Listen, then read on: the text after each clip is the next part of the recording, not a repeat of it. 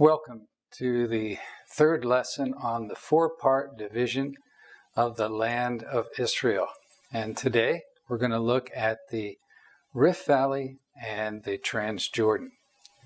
And the Rift Valley is one of the longest and deepest valleys anywhere on our planet. And in the far north of the Rift Valley, or the Jordan Valley as we call it in Israel, King Jeroboam built a high place at a site called Dan. And at that high place, King Jeroboam worshiped false gods.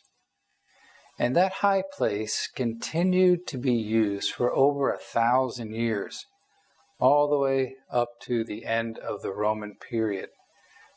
It was rebuilt several times along the way, but we see that Jeroboam's sins had a long-lasting effect on not only the people of his day, but for many, many generations to come.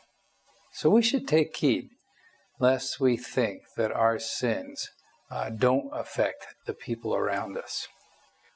Well, if we were to go farther south from Dan, down the Rift Valley, we'd come to the Sea of Galilee. And the Sea of Galilee is kind of unusual. It's actually below sea level. And it sits in a bowl. It has hills around most of its sides.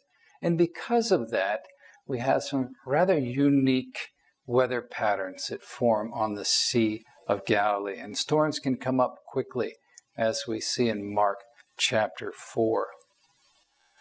Well, moving farther south again in the Rift Valley, we come to the Dead Sea, the saltiest and lowest sea on the face of the earth.